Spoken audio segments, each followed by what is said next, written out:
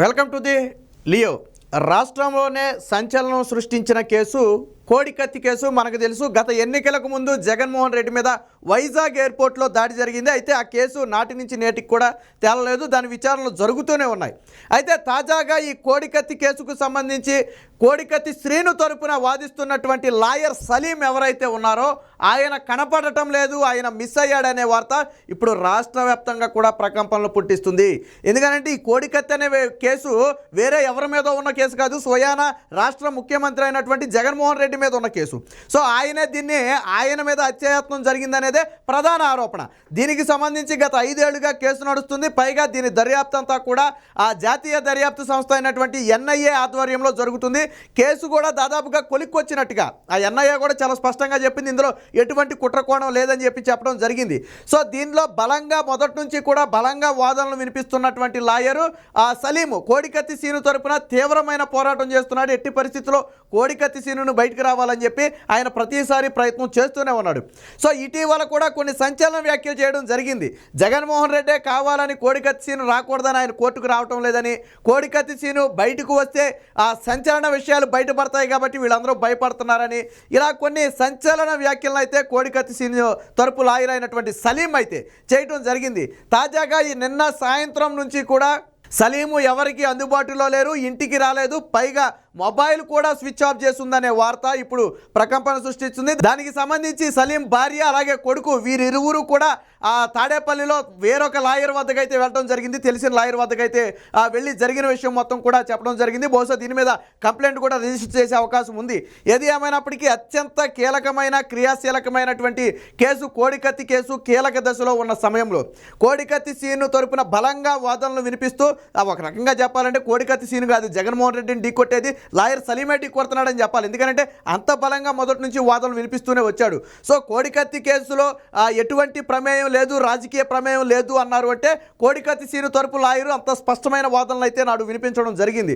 So ఇవన్నీ కూడా జగన్మోహన్ రెడ్డికి మింగుడు పడని అంశంగా మొదటి నుంచి కూడా వస్తున్నాయి. ఎందుకంటే దాదాపుగా ఈ రోజు రేపు బెయిల్ వస్తుందనుకున్న సమయంలోనే ఆయన హైకోర్టులో ఒక పిటిషన్ వేసి మళ్ళీ దీన్ని దర్యాప్తు లోతుగా చేయాలని చెప్పి అడ్డుకోవడం జరిగింది. సో మొదటి నుంచి కూడా కోడికత్తి సీను తరపున ఆ ఎడతెరపి లేని పోరాటం చేస్తున్నటువంటి సలీం అనే వ్యక్తి ఆ లాయర్ ఇప్పుడు కనపడకపోవటం, దానికి సంబంధించి ఆయన భార్య కానివ్వండి కుమారుడు కానివ్వండి తీవ్ర ఆవేదన చెందడం అనేది సంచలనంగా మారింది. ఇప్పుడు అనుమానాలన్నీ కూడా సహజంగానే జగన్మోహన్ రెడ్డి వైపు వెళ్తాయి. ఎందుకంటే జగన్మోహన్ రెడ్డి ఏమైనా చేశాడేమో అనే అనుమానాలు ప్రజల్లో బలపడే అవకాశం ఉంది. ఎందుకంటే ఆ కేసు వేరొక వ్యక్తి మీద ఉండుంటే జగన్మోహన్ రెడ్డికి దానికి సంబంధం లేదనుకోవచ్చు. బట్ అసలు ఈ కేసులో ప్రధానంగా ఉన్నటువంటి వ్యక్తే జగన్మోహన్ రెడ్డి. సో నాడు తప్పుడు ఆరోపణలు చేశాడు, రేపు కోర్టు ముందు దొరికిపోయే అవకాశం ఉందని చెప్పి జగన్మోహన్ రెడ్డి ఇప్పటికే లోపల బాధపడుతున్న పరిస్థితి. ఇలాంటి సమయంలో కేసును అడ్డుకోవడం కోసం ఏదైనా కుట్ర జరిగిందా లేదా ఏదైనా కిడ్నాప్ జరిగిందా అనే అనుమానాలు కూడా కలుగుతున్నాయి. దీనికి బలాన్ని చేకూర్చే ఘటన కూడా గతంలో ఒకటి జరిగింది. మనం బీటెక్ రవి విషయాన్ని ఒకసారి మనం తీసుకుంటే బీటెక్ రవి పులివెందుల్లో ఏ స్థాయిలో దూకుడుగా వెళ్తున్నాడో జగన్మోహన్ రెడ్డిని ఏ విధంగా ఢీకొంటున్నాడో మనం చూసాం. అలాంటి బీటెక్ రవిని కిడ్నాప్ చేసి హతమార్చాలని చెప్పి ప్లాన్ చేశారు. అయితే అది చివరి సెకండ్లో బెడిసి కొట్టడంతో దాన్ని అరెస్టుగా చూపించే ప్రయత్నం చేశారు. తర్వాత బీటెక్ రవి వచ్చిన తర్వాత నన్ను చంపడానికి కుట్ర పన్నారని చెప్పి స్వయంగా ఆయనే చెప్పడం జరిగింది. ఇప్పుడు అదే పరిస్థితి కోడికత్తి సీను తరపున వాదిస్తున్నటువంటి లాయర్ సలీం విషయంలో జరిగిందంటే ఏమో అనుమానాలు కలుగుతున్నాయి. కిడ్నాప్కి ఏమైనా గురయ్యాడా, ఎందుకు మొబైల్ స్విచ్ ఆఫ్ చేస్తుంది? సాధారణంగా ఒక వ్యక్తి ఏదైనా ఒక రాత్రికి రాపోయినా లేదా మన్నాడైనా రావాల్సి ఉంటుంది, లేదా ఈ రోజు మధ్యాహ్నం దాదాపు ఈవినింగ్ 4 వరకు కూడా ఆయన ఎక్కడో అందుబాటులో లేరని చెప్పి భార్య కానివ్వండి పిల్లలు కానివ్వండి ఈరోజు రోడ్డు మీదకి వచ్చే పరిస్థితి.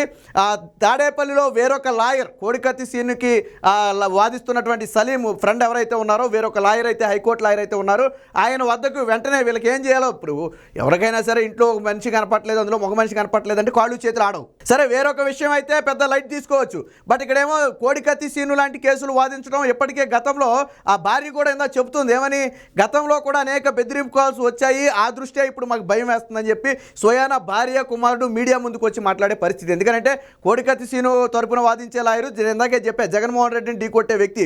సో ఈ కేసును వదిలేయి, లేకపోతే ఎంతో కొంత డబ్బులు తీసుకుని తప్పుకో, ఆ వాదనలు వినిపించొద్దని చెప్పి గతంలో ఆ లాయర్ సలీంకి ఆ బెదిరింపు కాల్స్ వచ్చినప్పటికీ కూడా తాను ఎప్పుడూ లొంగలేదు, డబ్బుకు కూడా ఆశపడలేదు. వాస్తవానికి కోడికత్తి సీన్కి ఏమో ఉందని ఆయన వాదిస్తున్నాడు. కోడికత్తి సీన్ అనేవాళ్ళు వాళ్ళు ఆ రెక్కాడితేనే కానీ డొక్కాడని ఫ్యామిలీ.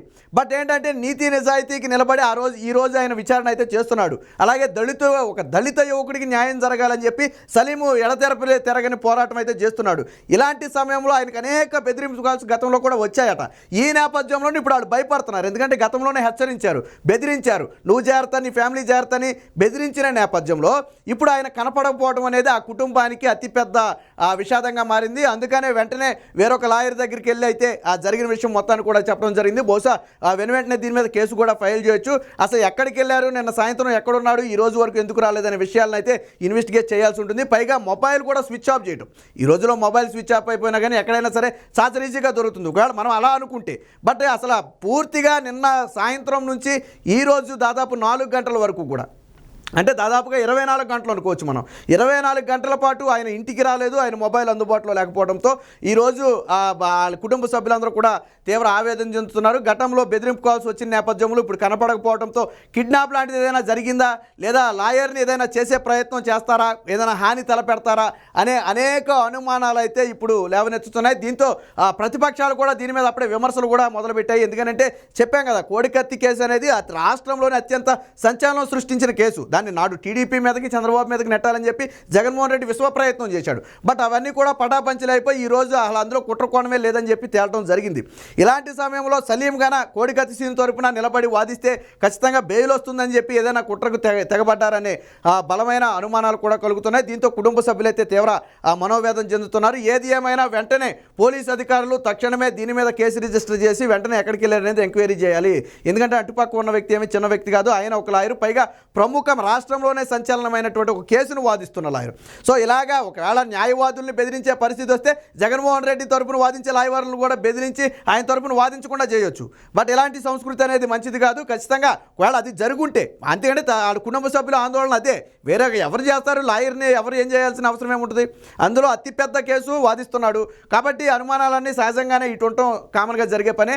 ఏది ఏమైనప్పటికీ పోలీసు అధికారులు తక్షణమే దర్యాప్తు చేసి ఎవరైతే లాయర్ సలీం ఉన్నాడో వెంటనే కనిపెట్టి అసలు ఏం జరిగిందనేది ఆ బాహ్య ప్రపంచానికి తెలియజేయాలి. ఒకవేళ ఇదే సంస్కృతి కొనసాగితే భవిష్యత్తులో ఎవరు కూడా కేసులు టేకప్ చేసే పరిస్థితి అయితే కనపడదు.